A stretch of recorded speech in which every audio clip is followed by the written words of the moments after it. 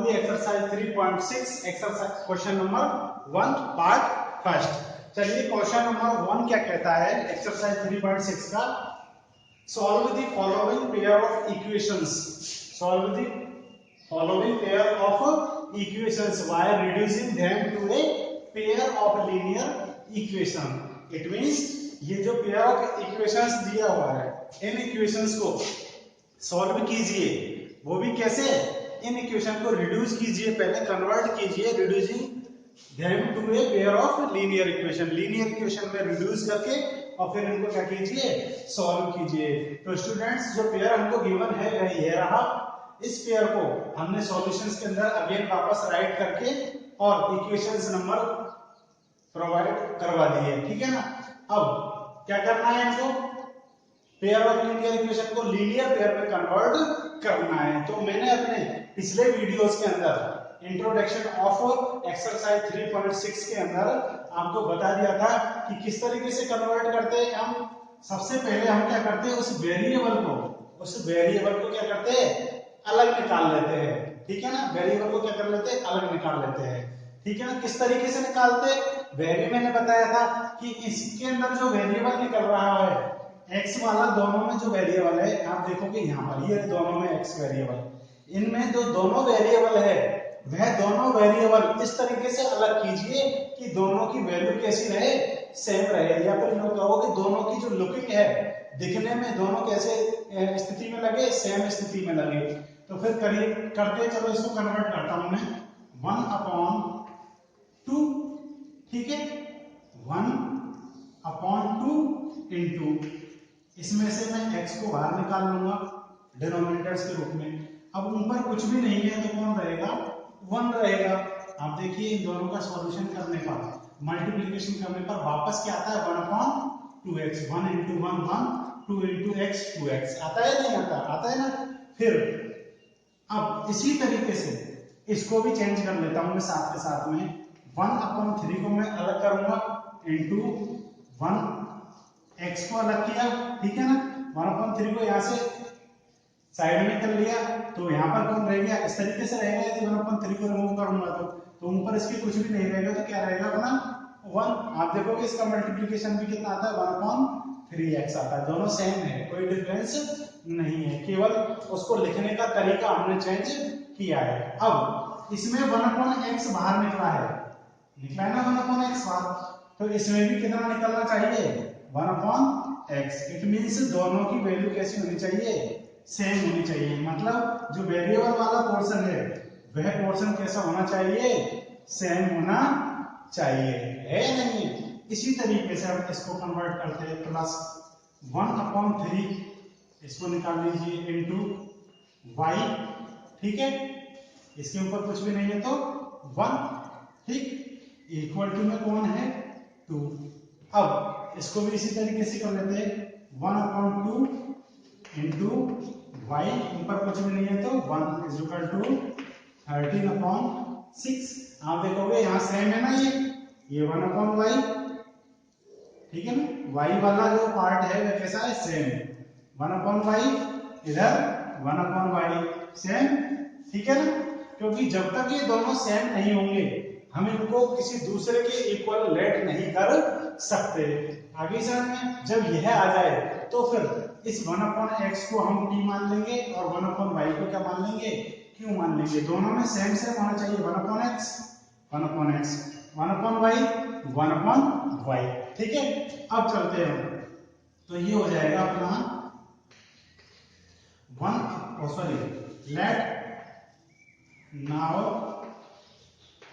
Late क्या करना, late अपन को 1 या फिर यू करो 1/x इज इक्वल टू क्या लेट करना है, p. ठीक है. इसको आप इक्वेशन नंबर दे दीजिए, चलो 3rd. ठीक है ना. इक्वेशन नंबर कितनी भी हो जाए इससे कोई फर्क नहीं पड़ता. एंड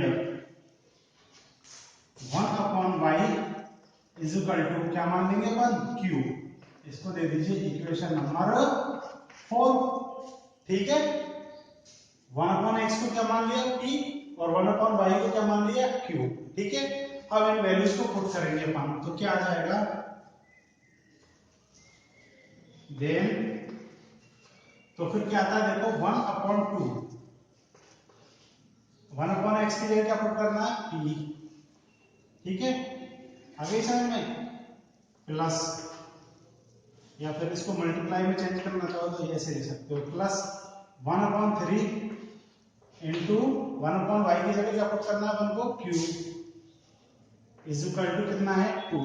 इसी तरीके से हम इसको कन्वर्ट कर लेंगे 1/3 into p plus 1/2 into q is equal to 13/6, ठीक है, क्लियर है यहाँ तक। अब आगे चलते हैं। अब मैं इसलिए कह रहा था कि p की वैल्यू दोनों में p जब आएगा सेम, कब, जब ये दोनों पोर्शन कैसे रहेंगे, सेम सेम, दोनों में p उसमें भी, ठीक है ना। इसको सॉल्व कर लेते हैं अब, 1/2p, ठीक है, या फिर यूं कह दो, क्या कह दो, ये कह दो कि 1 इंटू p, ठीक है ना, कितना जाएगा, 1 को p से मल्टीप्लाई करेंगे तो वापस क्या रहेगा, p, 1 को लिखने की जरूरत नहीं है, तो p/2 प्लस 1 इंटू q, वापस कितना आ जाएगा, q, क्योंकि 1 को लिखने की जरूरत नहीं है, नीचे कितना रहेगा 3 इज इक्वल टू 2, ठीक है। इसको सॉल्व करेंगे तो 1 इंटू p, ठीक है ना, 1p होता है वैसे तो, लेकिन 1 को लिखने की जरूरत नहीं है, अपॉन में 3, 1 इंटू q और नीचे कितना है 2 इज इक्वल टू 13/6, ठीक है ना। अब क्या करना है, ये जितने, सॉरी ये कितना है अपना 2 है, कितना है 2, ठीक है ना, लिखने में थोड़ी गलती हुई। तो अब क्या करना है अपन को, अब ये करना है कि ये जितने भी डिनोमिनेटर्स है, इन सारे डिनोमिनेटर्स को क्या करना है अपन को, रिमूव करना है। अब रिमूव करने का तरीका मैंने अपने पिछले वीडियोस में बता दिया था कि जितने भी डिनोमिनेटर्स है उनको हटाने के लिए उन सारे डिनोमिनेटर्स का क्या लीजिए, एलसीएम लीजिए, और उस एलसीएम से उस पूरी इक्वेशन को क्या कर दीजिए, मल्टीप्लाई कर दीजिए। तो देखिए करते हैं अपन, तो इसका एलसीएम कितना आ गया, कितना आया, एलसीएम आया 6, ठीक है, 2 का और 3 का एलसीएम कितना आया 6, तो इसको मल्टीप्लाई कर देंगे। यहां देखिए आप, यहां पर एलसीएम कितना आएगा, किस का, 3 का, 2 का और 6 का, कितना आएगा एलसीएम इनका 6 आएगा, आप लेके देख सकते हो। तो इस पूरी इक्वेशन को 6 से मल्टीप्लाई करते हैं, तो मल्टीप्लाई y6, ठीक है, 6 से मल्टीप्लाई करेंगे तो p/2 into 6 plus q/3 into 6 is equal to 2 into 6, ठीक है। ये 2 से एक बार कैंसिल होगा, ये कितनी बार होगा कैंसिल, 3 टाइम्स, ये 3 से दोनों कैंसिल हो जाएंगे, 3 से 1 टाइम्स और ये 3 से 2 टाइम्स, तो क्या बचा, नीचे तो 1 है, 1 को लिखने की जरूरत नहीं, 3 इंटू p कितना हो गया 3p, ठीक है ना, प्लस 2 इंटू q कितना हो गया 2q is equal to 2 into 6 कितना हो गया 12। यह हो गई हमारी इक्वेशन नंबर 4, 5 तो हम दे चुके हैं, थर्ड फोर्थ सॉरी, कौन सा नंबर देंगे इसको, फिफ्थ, ठीक है ना। इसको 6 से मल्टीप्लाई करेंगे, मल्टीप्लाई y6, ठीक है, 6 से मल्टीप्लाई करेंगे तो p/3 into 6 plus q/2 into 6 is equal to 13/6 into 6। ये मल्टीप्लाई आप डायरेक्ट अपने माइंड के अंदर करके और उसको डायरेक्ट भी लिख सकते हो, ठीक है ना, मैं आपको समझाने के लिए इस स्टेप को लिख रहा हूं। तो ये 3 से 1 टाइम्स और ये 3 से 2 टाइम्स, ये 2 से 1 टाइम्स और ये 2 से 3 टाइम्स, ये 6 से 6 कैंसिल, तो क्या बचा 2 इंटू p, 2p नीचे 1 है, 1 को लिखने की जरूरत नहीं है, 3 into q, 3q is equal to कितना रहा केवल 13। तो यह हो गई हमारी इक्वेशन नंबर 6। अब इस फिफ्थ इक्वेशन को और सिक्स्थ इक्वेशन को क्या करेंगे, हम सॉल्व करेंगे, कौन से मेथड से, जिस मेथड से चाहो उस मेथड से सॉल्व कर लीजिए। तो किस मेथड से करेंगे, देखो यहाँ क्यों ना हम एलिमिनेशन मेथड यूज में ले लेते। एलिमिनेशन मेथड यूज में लेने के लिए क्या करना पड़ेगा अपन को, कि किसी एक के जो कोफिशिएंट है वह क्या करने पड़ेंगे, इक्वल करने पड़ेंगे। तो आप क्यों ना किसके इक्वल करोगे, आप देखो ये भी प्लस का है, ये भी प्लस का है, ये भी प्लस का है, ये भी प्लस का है, इट मींस दोनों केसों में साइन कैसे है, सेम है, ठीक है ना। तो फिर इसका मतलब ये हुआ कि हमको सब्ट्रैक्ट तो करना ही पड़ेगा। तो क्यों ना हम किसके इक्वल कर लेते हैं, p के इक्वल कर लेते हैं, p के कोफिशिएंट क्या कर लेते हैं, इक्वल कर लेते हैं।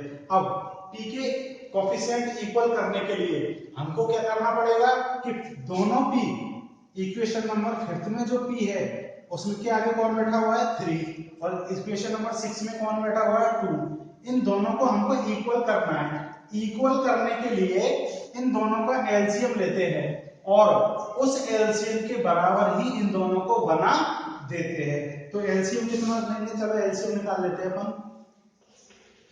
एलसीएम 3, 2 इक्वल टू कितना आ गया 6, ठीक है ना। कितना आ गया एलसीएम 6, या फिर यूं कहो यहीं पे लिख लेते हैं, चलिए ऐसा कीजिए, लिख लीजिए, मेथड लिख लीजिए। चलो y, कौन सा मेथड यूज में ले रहे हैं हम, elimination method, elimination method, elimination method से सॉल्व करेंगे इसको हम। तो चलिए किस तरीके से सॉल्व होगा देखिए,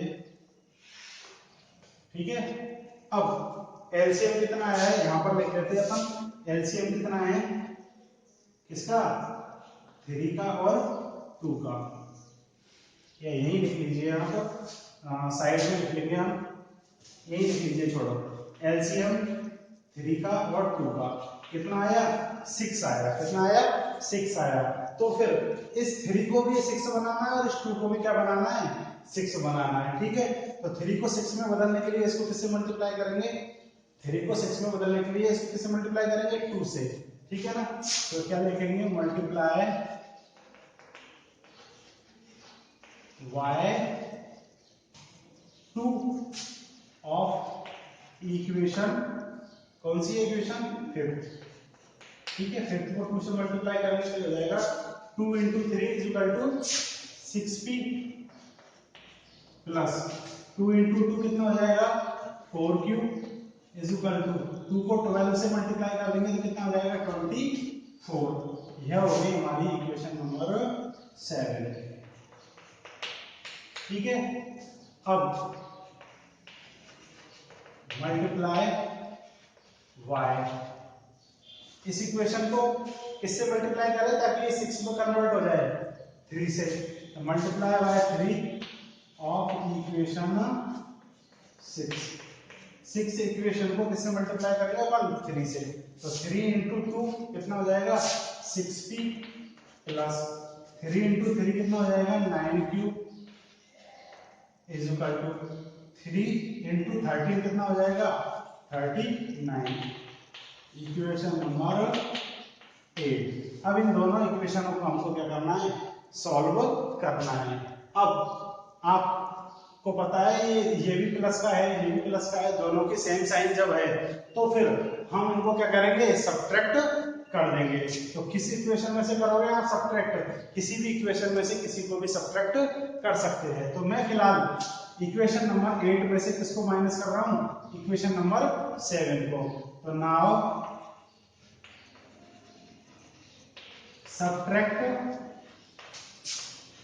इक्वेशन, कौन सी equation 7, subtract equation 7 to equation, कौन सी इक्वेशन में से 8 में से, समझ लेना ध्यान से। नाउ सब्ट्रैक्ट इक्वेशन नंबर 7 को सब्ट्रैक्ट कर रहा हूं किसमें से, टू इक्वेशन 8 में से, 8 में से सब्ट्रैक्ट कर रहा हूं मैं ना इसको 7 को, तो 8 में से सब्ट्रैक्ट कर रहा हूं तो 8 को ऊपर लिखूंगा मैं, तो ये हो जाएगा 6p प्लस 9q = 39, और ये हो जाएगा 6p, 7 को नीचे लिखूंगा 4q = 24। सब्ट्रैक्ट करना तो साइन चेंज होंगे, इसके ये प्लस का ये माइनस का, ये प्लस का ये माइनस का, ये प्लस का ये माइनस का, ये दोनों तो आपस में क्या हो गए कैंसिल। ये प्लस के 9q में से माइनस का 4q लेस हो जाएगा तो कितने बचे प्लस के 5q, 39 में से -24 हो गया तो कितना बचा अपना 15, ठीक है।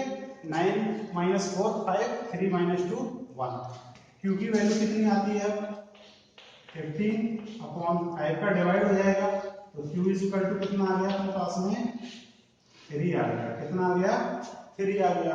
ठीक है, कितना आ गया 3 आ गया। अब इस q की वैल्यू को आप किसी भी इक्वेशन में पुट कर दीजिए और क्या निकाल लीजिए p की वैल्यू। किसी भी इक्वेशन का मतलब है जिस इक्वेशन में क्या कौन कौन से वेरिएबल हो p और q। तो क्यों ना मैं इक्वेशन नंबर 5 में किसकी वैल्यू पुट कर देता हूँ q की वैल्यू पुट कर देता हूँ। तो चलिए यहाँ लिखता हूँ now putting this value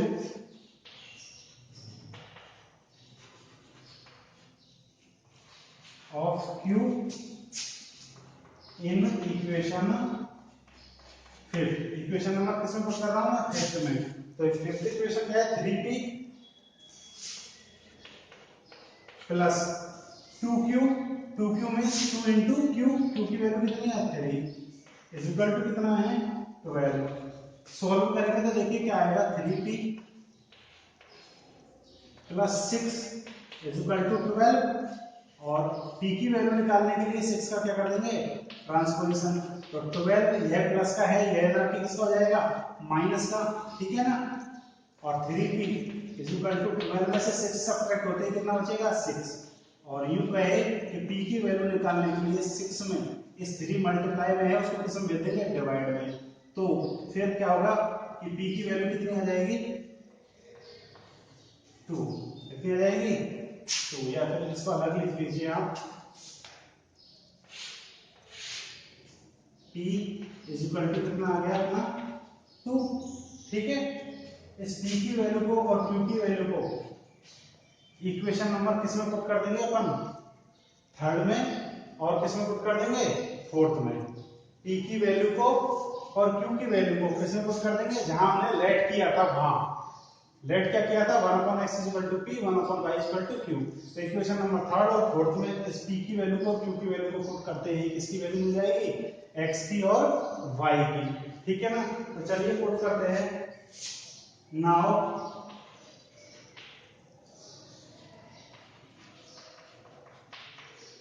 putting the value of p and q in equation, कौन सी इक्वेशन में पुट करेंगे हम third and fourth. Equation third and fourth कौन सी पुट करेंगे इक्वेशन नंबर थर्ड और इक्वेशन नंबर फोर्थ। अब इसके बाद का जो सॉल्यूशन है मैं यहाँ समझा रहा हूँ आपको, या फिर ऐसा कीजिए आप लोग एक बार इसका स्क्रीनशॉट ले लीजिए ताकि इसको थोड़ा सा रफ करके उसको आगे सॉल्व करवाया जा सके। ठीक है,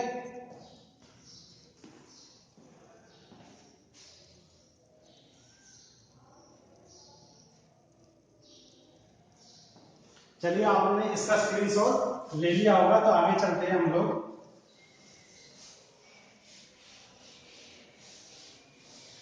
यह हमारी इक्वेशन नंबर थर्ड और क्या है फोर्थ है। ठीक है ना, आगे समझ में आपके।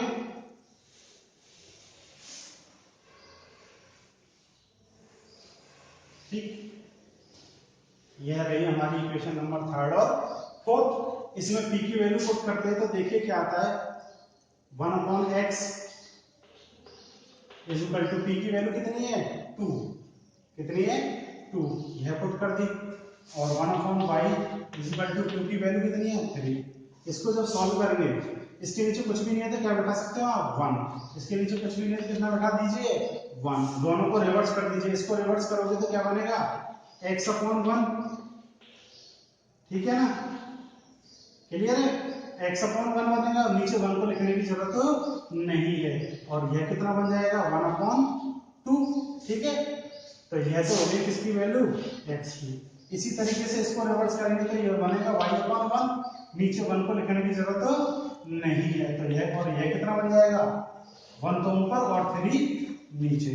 ठीक है ना, तो यह किसकी वैल्यू आ गई y की। तो चलिए लिख देते हैं लास्ट में। सो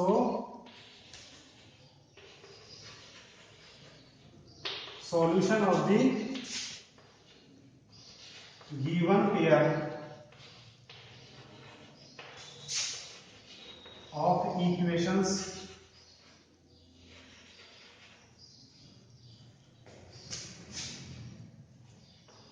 ठीक है, equations is x is equal to 1/2 y is equal to 1/3।